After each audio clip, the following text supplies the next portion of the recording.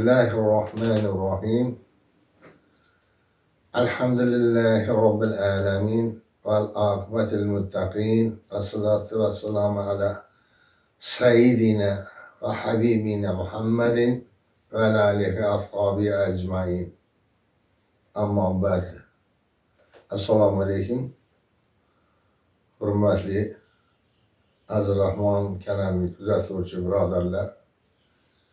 Mana oradan bir haftadan ko'proq vaqt o'tib yana sizlar bilan birgamiz. Bugün bir ajoyib kunda turibmiz. Ya'ni o'sha Soyuzdan qolgan kalendar payti 8-mart, bahorning 8-kuni va ayollar kuni deb e'lon qilingan. Hozir ham ayollar bayrami.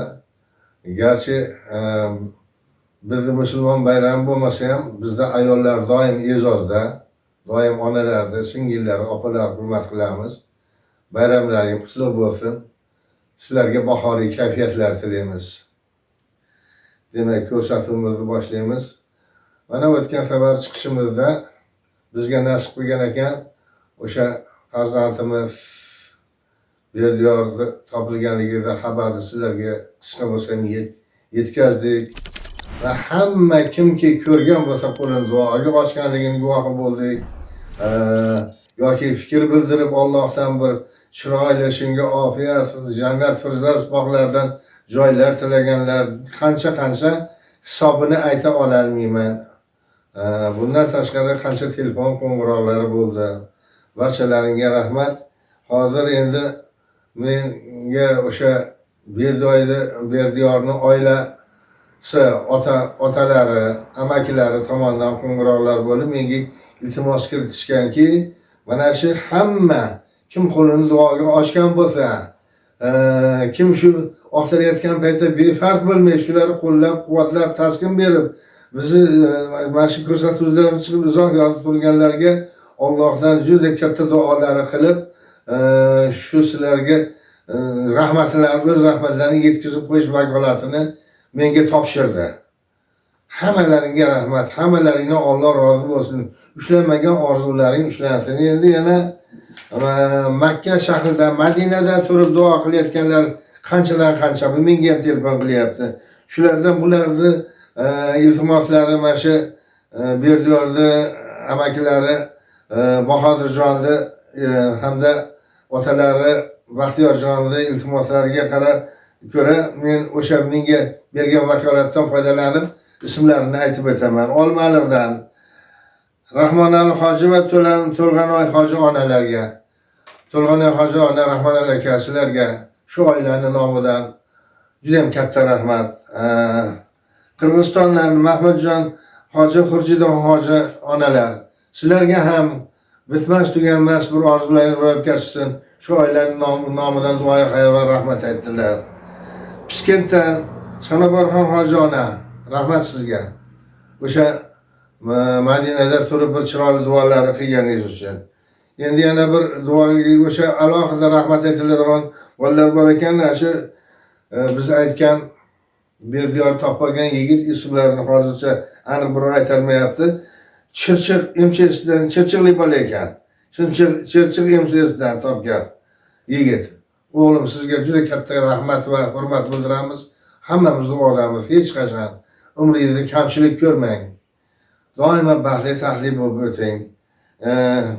Endi bir yigit shu Berdiyor yo'qolgandan topiladigan kungacha o'zini hamma ishlarini tashlab bitta qayg'i bor ekan, Bo'kalik Dostonbek degan yigit.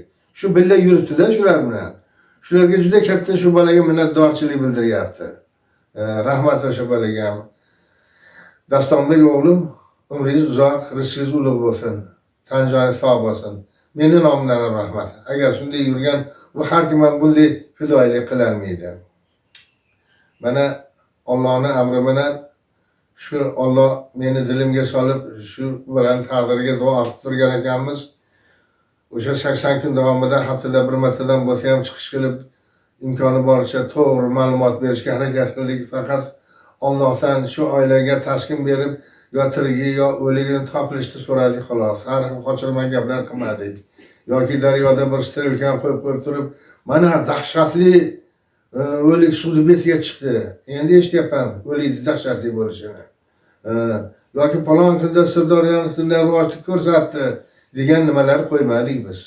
Yo topilgandan keyin mana Max Madib degan hali bir reklamachi qimorboz nima chiqib olib efirga, bloger chiqib olib 80 kun deganda suv betiga chiqdi, qonni ishib ketib chiqqanlik dahshatli murda chiqdi deb turib aytyapti. Shu kunlarda chiqqandan keyin ham Allohdan qo'rqinglar. Alloh hali bunaqa saqlagan yo'q. Biz bekorga shahid maqomida demagan ekanmiz. Qanday bir go'zal suratda bo'lsa shunday isha biror kipriga ham nima qilmaydi topilibdi. Hamma hayron, shunday qo'yibdi. Bu ham Allohning marhamati. Men ko'p gapiraman sizlarga. Har bir yomon holat deganimizda, har bir musibat deganimiz tayda bir hikmat albatta bo'ladi. Qaranglarda. Rosa o'ylab ko'ringlar. Shu dunyoda mana har haftada, har kuni necha odamlar dunyoga keladi. Dunyodan o'tadi. Kim shu bolacha Allohning oldida arz bo'ldi hafta duosiga. Mana Makkada turib yana duo qilyapti. Menga duo telefon qilganlar bor. Makkada turib ko'plaring ismlaringni aytganlaring, Farg'onalik hojilar guruhi, Jononbek hoji, Nargiza hoji onalar, sizlarga ham rahmat. Boshqalik guruhlarga ham hammalaring sizlar. Mana Makkada shunday duolarga sazovor bo'lyapti-da shu bola. Endi masalani boshqa narsasi bu oxirgi tafsilotlarga gapirdik. Shu bilan masalani yopib, Berdiyor haqida boshqa gapirmay qo'ysam ham bo'laveradi. Men oldingi chiqishlarimda sizlar bilan doim gaplashganimda, birinchi chiqqanda eslatib qo'yam, bitta gapni gapirganman. Men o'sha avtofalokat sodir qilgan shaxsiga, kasbiga, nasabiga til tegizmayman. U haqni ular chekinib turamiz deb aytganman. Mana endi shunday bo'lishiga qaramay menga ko'p telefon qildilaring. Uni qamash kerak, uni falon qilish kerak, o'sha aytish kerak. U aytgan ekan to'g'risini, tashlagan ekan qattiq bo'ldi. Endi bundan baqida sud jarayonlari, tergov jarayonlari haqida qiziqsalaring ma'lumot berib boramiz. Biz aloqadamiz shu oila bilan. Hamma holatlari haqida bundan baqaga shunday xabarini yetkazib turamiz. Lekin bitta narsa.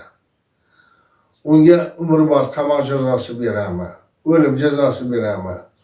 Uni hech nima Allohning bergan jazosidan yengilroq jazolar qutqarib qolarmidi.